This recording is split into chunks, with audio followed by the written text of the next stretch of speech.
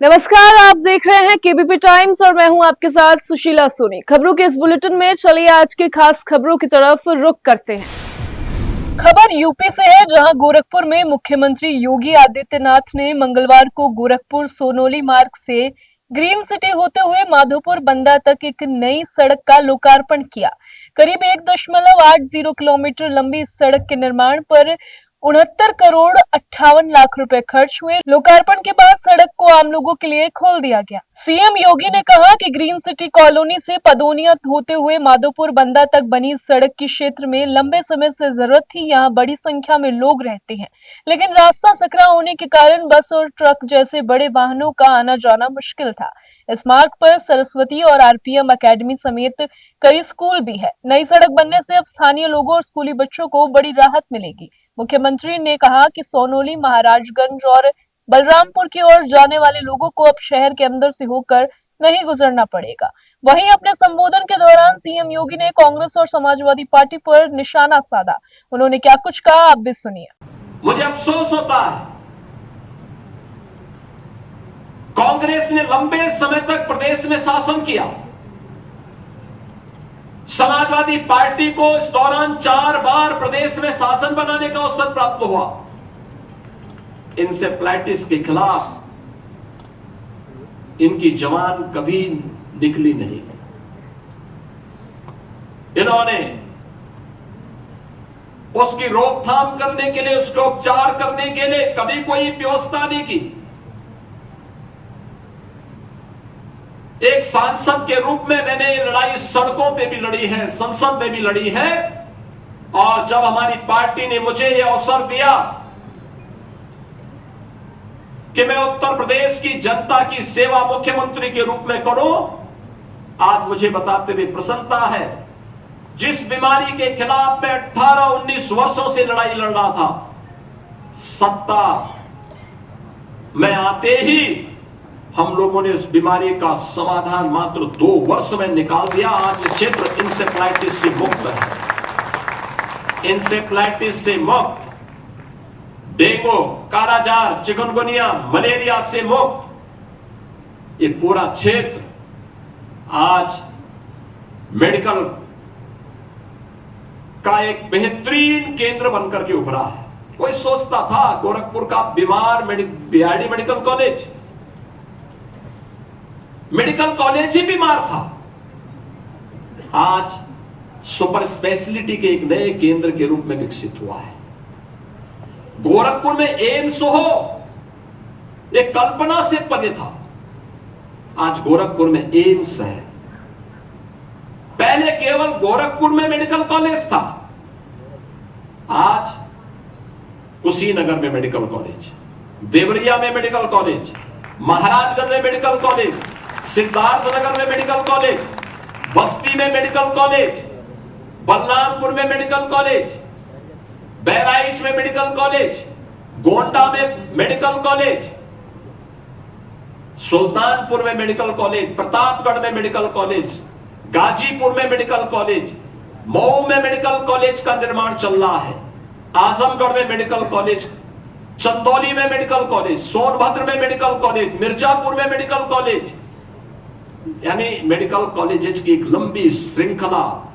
अंबेडकर नगर में medical college, आप अनुमान करिए कितने मेडिकल कॉलेज, इतने तो यानी 1 दर्जन तो मैंने आपको गिनवा दी। आखिर ये मेडिकल कॉलेज 2017 के पहले भी बन सकते थे। ये केवल मेडिकल कॉलेज नहीं, ये केवल उपचार के केंद्र भर मात्र नहीं है। ये मेडिकल कॉलेज विश्वास के प्रतीक है। यहां की स्वास्थ्य सुविधा के विश्वास के प्रतीक बनकर के मेडिकल कॉलेजेस उभरे हैं, संस्थान बनकर के उभरे हैं। और उसी का परिणाम है कि हर व्यक्ति आज यहां पर अपने स्वास्थ्य की गारंटी के केंद्र के रूप में उस मेडिकल कॉलेज को जान सकता है, उसे आगे बढ़ा सकता है। चलिए रुक करेंगे अगली खबर की ओर, जहां उत्तर प्रदेश में मानसूनी बारिश का दौर लगातार जारी है। मंगलवार सुबह से मेरठ, संभल, बिजनौर और मुजफ्फरनगर समेत कई शहरों में रुक रुक कर बारिश हो रही है। कई जगह बारिश इतनी तेज हुई कि सड़कें, गलियां और कॉलोनियां तालाब बन गई है। मुजफ्फरनगर के कांवट रूट और शिव चौक पर 2 से 3 फीट तक पानी भर गया। मेरठ और संभल में भारी बारिश के बाद कॉलोनियों, घरों और दुकानों में करीब 1 फीट तक पानी भर गया। लखनऊ और आसपास के इलाकों में भी बूंदाबांदी हुई। आज प्रदेश के 46 जिलों में बारिश का अलर्ट जारी किया गया है, जबकि आगरा में भारी बारिश की संभावना जताई गई है। उधर पहाड़ी इलाकों में लगातार बारिश से नदियों का जलस्तर बढ़ रहा है। वाराणसी में घाटों की सीढ़ियां डूब चुकी है और सभी 84 घाटों को जोड़ने वाले रास्ते जलमग्न है। काशी विश्वनाथ मंदिर के गंगा द्वार को बंद कर दिया गया है। मथुरा में यमुना का पानी घाटों की सीढ़ियों तक पहुंच गया है। वृंदावन के केशी घाट का परिक्रमा मार्ग भी जलमग्न है। बिजनौर और फर्रुखाबाद में गंगा का पानी कई सड़कों और हाईवे पर बह रहा है और गांवों में नावें चलानी पड़ रही है। सहारनपुर में गंडराव नदी और शाकंभरी मंदिर के पास बरसाती नदी में तेज सैलाब आया। मंदिर के प्रवेश द्वार पर करीब 2 फीट पानी भर गया और मिर्जापुर क्षेत्र का रपटा पुल भी क्षतिग्रस्त हो गया। अगली खबर की ओर रुख करेंगे, जहां आजमगढ़ के महाराजा सुहेलदेव विश्वविद्यालय में मंगलवार को तीसरा दीक्षांत समारोह राज्यपाल आनंदीबेन पटेल की अध्यक्षता में शुरू हुआ। विश्वविद्यालय पहुंचने पर राज्यपाल का भव्य स्वागत किया गया। समारोह में मेधावी विद्यार्थियों को प्रशस्ति पत्र और मेडल देकर सम्मानित किया गया। कुलपति ने राज्यपाल के पैर छूकर आशीर्वाद लिया, जिसके बाद राज्यपाल मंच पर पहुंची और कार्यक्रम की औपचारिक शुरुआत की। समारोह में कई मेधावी विद्यार्थियों को प्रशस्ति पत्र और मेडल देकर सम्मानित किया गया। राज्यपाल आनंदीबेन पटेल ने अपने संबोधन में कहा कि ग्रामीण क्षेत्रों की बेटियां लगातार आगे बढ़ रही है। उन्होंने सवाल किया कि बेटे क्या कर रहे हैं। राज्यपाल ने कहा कि बदलते दौर में तकनीक, नवाचार, एनिमेशन और एआई को बढ़ावा देना जरूरी है। उन्होंने कहा कि जब भी बदलाव का दौर आता है तो उसके साथ चुनौतियां और अवसर दोनों आते हैं। जो लगातार सीखेगा वही आगे बढ़ेगा और वही जीतेगा भी। राज्यपाल ने विश्वविद्यालय प्रशासन से पढ़ाई के साथ रोजगार से जुड़े कार्यक्रम चलाने और विद्यार्थियों को ट्रेनिंग देने पर भी जोर दिया। चलिए अगली खबर की ओर बढ़ेंगे, जहां मायावती ने आरक्षण और छात्र युवा आंदोलनों को लेकर भाजपा, कांग्रेस और समाजवादी पार्टी पर बड़ा हमला बोला है। मायावती ने आरोप लगाया कि सरकारी नौकरियों में दलित, आदिवासी और पिछड़े वर्गों को मिलने वाला आरक्षण लगातार निष्प्रभावी होता जा रहा है। उन्होंने निजी क्षेत्र में भी आरक्षण की व्यवस्था लागू करने की मांग की। मायावती ने कहा कि पब्लिक सेक्टर को कमजोर कर लगातार प्राइवेट सेक्टर को बढ़ावा दिया जा रहा है, जिससे गरीब और बेरोजगार वर्ग पीछे छूट रहा है, जबकि बड़े पूंजीपति मजबूत होते जा रहे हैं। उन्होंने कहा कि बसपा निजी क्षेत्र के खिलाफ नहीं है, लेकिन सरकारी नौकरियों की तरह निजी क्षेत्र में भी आरक्षण की व्यवस्था होनी चाहिए। मायावती ने दावा किया कि बसपा सरकार के दौरान सरकारी सहयोग से स्थापित उद्योगों में भी आरक्षण की व्यवस्था लागू की गई थी। उन्होंने भाजपा और आरएसएस पर आरक्षण को कमजोर करने का आरोप लगाया और दलित, आदिवासी और पिछले वर्गों से सतर्क रहने की अपील की है। वहीं पेपर लीक और बेरोजगारी को लेकर हुए सीजेपी आंदोलन पर मायावती ने कहा कि छात्रों और जेनजी से जुड़े मुद्दे गंभीर हैं और बसपा हमेशा युवाओं के साथ खड़ी रही है। बसपा सुप्रीमो ने आगे क्या कुछ कहा, आप भी सुनिए। जिनको दूर कराने के लिए बीएसपी भी अपनी कार्यशैली के तहत चलकर हमेशा इनके साथ खड़ी रही है और अभी भी खड़ी है, क्योंकि इनका ये आंदोलन देश के समस्त छात्रों व नौजवान पीढ़ी एवं उनके परिवार वालों की भी गंभीर समस्याओं से जुड़ा हुआ है, जिसके निदान को लेकर बीएसपी लगातार गंभीर व अपने तरीके से संघर्षरत भी है। लेकिन देश को ऐसा नहीं लगना चाहिए कि छात्र व जैन जी अपनी समस्याओं को दूर करवाने की बजाय आए दिन ये लोग उनकी राजनीति में ही बुरी तरह से फंसते जा रहे हैं। उदाहरण के तौर पर दिल्ली के जंतर मंतर पर अभी कुछ दिन पहले कॉकरोच जनता पार्टी का छात्रों, नौजवानों, जैन जी आदि की समस्याओं को लेकर आंदोलन छिड़ा, तो फिर वहाँ इनके इस आंदोलन को कांग्रेस व इनके सहयोगी दलों ने हाईजैक कर लिया, जो किसी से छिपा नहीं है।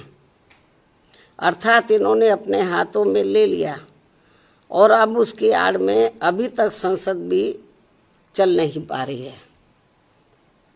और ये कांकरोच जनता पार्टी अर्थात सीजेपी का आंदोलन खत्म होते ही फिर झारखंड राज्य में अब राजधानी रांची में भी पिछले काफ़ी दिनों से वहाँ छात्रों व नौजवानों आदि का भी अपनी समस्याओं को लेकर आंदोलन चल रहा है, जिस पर कांग्रेस पार्टी व इनके समर्थक दल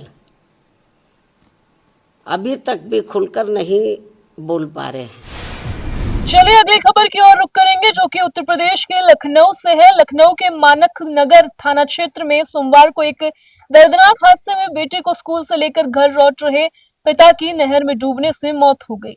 डीआरएम ऑफिस के पास नहर की पुलिया पर बाइक मोड़ते समय अचानक सामने भारी वाहन आ गया, जिससे बाइक अनियंत्रित होकर सीधे नहर में जा गिरी।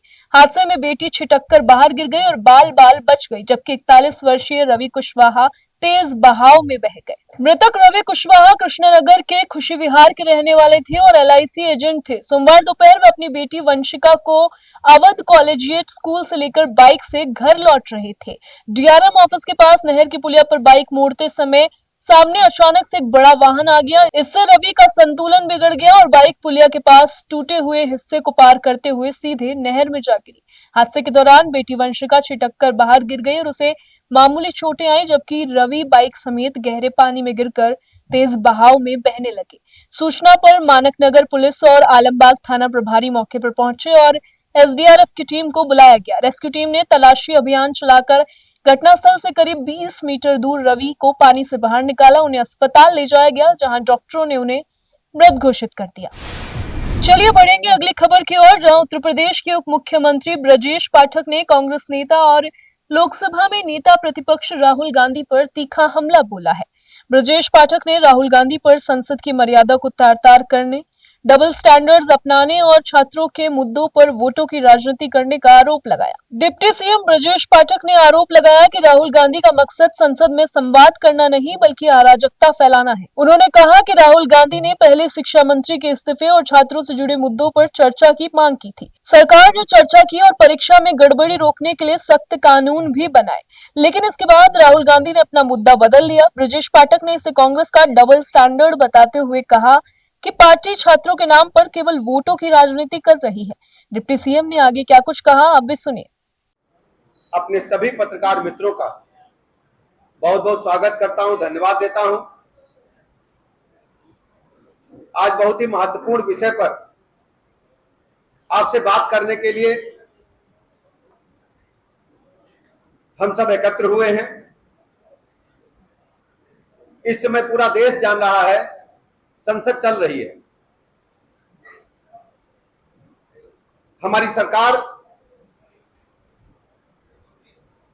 हर स्थिति में संसद चलाने के लिए तैयार है। राहुल गांधी जी, गृह मंत्री जी सदन में हर सवाल का जवाब देंगे, भागना मत। राहुल गांधी जी ने आज संसदीय इतिहास की सारी गरिमा और मर्यादा को तार-तार कर दिया है। राहुल गांधी जी देश में अराजकता और झूठ के पोस्टर बॉय बन गए हैं। मैं प्रदेश के समक्ष, देश के समक्ष इस विषय को रखते हुए जिस ढंग से राहुल गांधी जी ने और कांग्रेस पार्टी ने छात्रों के मुद्दे पर डबल स्टैंडर्ड अपनाने का काम किया है, पूरे देश के अंदर भ्रम फैला करके 15 दिन से संसद को हाईजैक करके बार बार गोल पोस्ट बदल रहे हैं, अपने ही कही हुई बात से मुकर रहे हैं। उनका मकसद संवाद करना नहीं, केवल अराजकता फैलाना है, एनार्की फैलाना है। राहुल गांधी जी ने पहले कहा कि शिक्षा मंत्री जी इस्तीफा दे, नीट पर चर्चा हो। जब शिक्षा मंत्री जी ने इस्तीफा दे दिया, नीट पर चर्चा हुई और नीट पर केवल चर्चा नहीं हुई, कठिन से कठिन कानून छात्रों के हित के लिए बना, पास हुआ। लेकिन राहुल गांधी जी को चर्चा से कोई मतलब नहीं था। वहां भी उन्होंने विषयांतर किया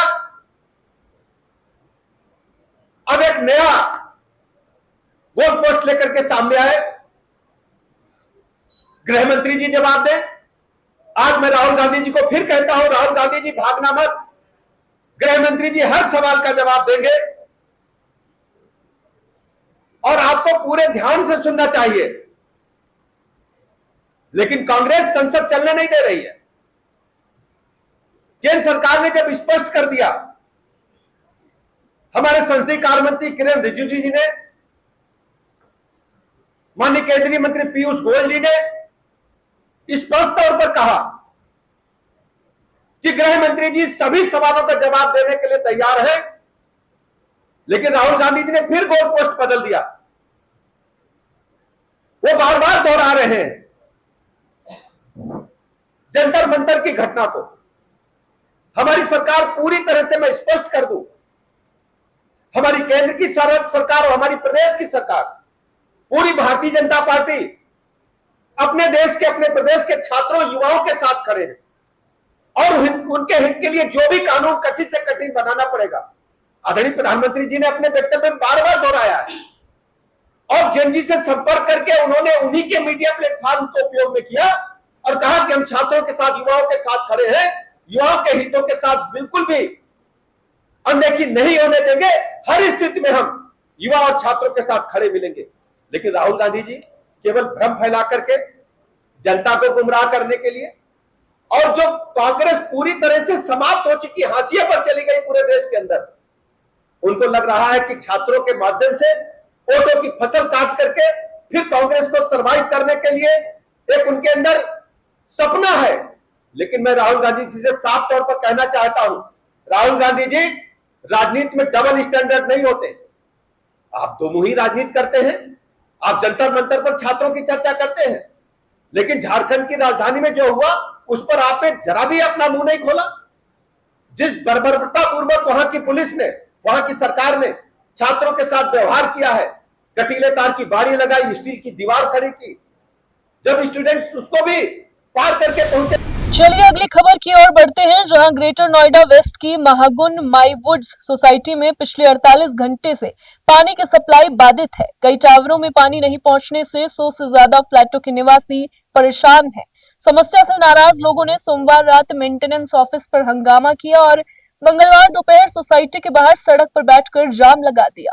सूचना के बाद पुलिस मौके पर पहुंची और लोगों को समझाकर प्रदर्शन खत्म कराने की कोशिश की। महागुन माईवुड सोसाइटी के निवासियों का कहना है कि पानी की समस्या हर साल सामने आती है, लेकिन अब तक इसका स्थायी समाधान नहीं किया गया। कई घरों में पिछले 48 घंटों से पानी नहीं पहुंचा है। सोसाइटी निवासी बीपी बंसल के मुताबिक मुख्य समस्या पर्याप्त और नियमित जलापूर्ति न होना है।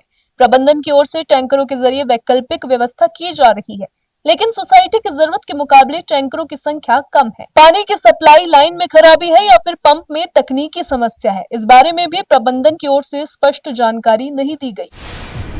चलिए अगली खबर की ओर रुख करेंगे, जहां आगरा में ताजमहल के पूर्वी तट के पास रविवार को तेज रफ्तार बाइक ने एक परिवार के लोगों को टक्कर मार दी। हादसे में एक बच्चे समेत परिवार के सदस्य घायल हो गए। पूरी घटना सड़क किनारे लगी एक दुकान के सीसीटीवी कैमरे में कैद हो गई। सीसीटीवी फुटेज में दिखाई दे रहा है कि बाइक सवार तेज रफ्तार से आता है और सबसे पहले सड़क पर चल रहे एक बच्चे को चपेट में लेता है। इसके बाद बाइक सामने चल रहे युवक से टकरा जाती है। टक्कर इतनी तेज थी कि बच्चा और युवक दोनों सड़क पर गिर गए। गनीमत रही कि युवक का हाथ पकड़कर चल रहा एक छोटा बच्चा बाइक की चपेट में आने से बाल बाल बच गया। हादसे के बाद आसपास लोग मौजूद तुरंत मौके पर पहुंचे और घायलों को इलाज के लिए भेजा गया। बताया जा रहा है कि हादसे में शामिल बाइक दूसरे जिले की थी। घटना के बाद सबसे बड़ा सवाल ये उठ रहा है कि ताजमहल के नो व्हीकल जोन में तेज रफ्तार बाइक आखिर पहुंची कैसे। स्थानीय लोग और पर्यटक प्रशासन ने ताजमहल के आसपास ट्रैफिक और सुरक्षा व्यवस्था को और सख्त करने की मांग की है। चलिए अगली खबर की ओर रुख करेंगे, जो कि यूपी के कानपुर से है। कानपुर के अरोल थाना क्षेत्र में मक्कनपुर की दुकानों में हुई लाखों रुपए की चोरी का पुलिस ने खुलासा कर दिया है। पुलिस ने 3 आरोपियों को पकड़कर उनके कब्जे से चोरी किए गए चांदी के आभूषण और नकदी बरामद की है। पूछताछ में सामने आया कि मुख्य आरोपी यूपी 77 नाम से यूट्यूब चैनल चलाता था और पुलिस की गाड़ियों तथा पुलिस कर्मियों के वीडियो बनाकर उन्हें ट्रोल करने वाली रीलें अपलोड करता था। पुलिस के मुताबिक करीब एक सप्ताह पहले मक्कनपुर स्थित कल्बे हैदर ज्वेलर्स का शटर तोड़कर चोर करीब 300 ग्राम चांदी के आभूषण और नकदी समेत 3 लाख रुपए का सामान चोरी करके ले गए थे।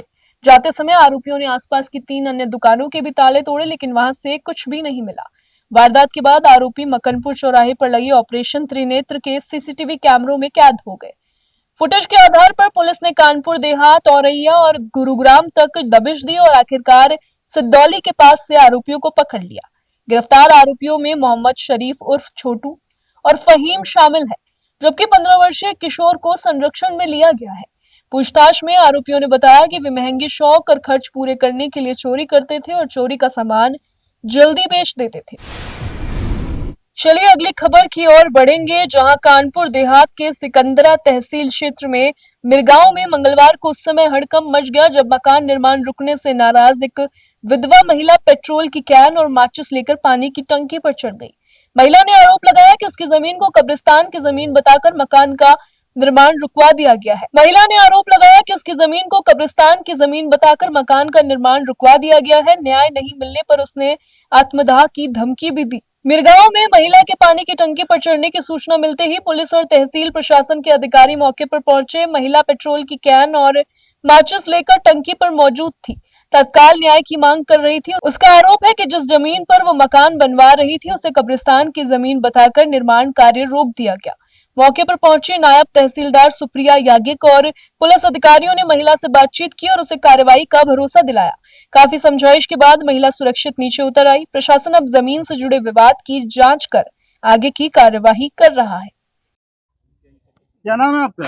जी हमारा नाम सलीमन है। सलीमन जी, क्या बात थी जो आज आपने पानी की टंकी पे चढ़ के ये किया था? जी हम बहुत दिनों से, बहुत सालों से जा रहे हैं तहसील थाना, मेरी आज तक कोई प्रशासन ने सुनाई नहीं की है। किस बात की सुनाई? जी हम बनाते हैं तो कब्रिस्तान कहते हैं, अन्य लोग जो बनाए बैठे हैं नहीं, कब्रिस्तान खाली नहीं करवाते, हमको बनवाने दिया जाता है।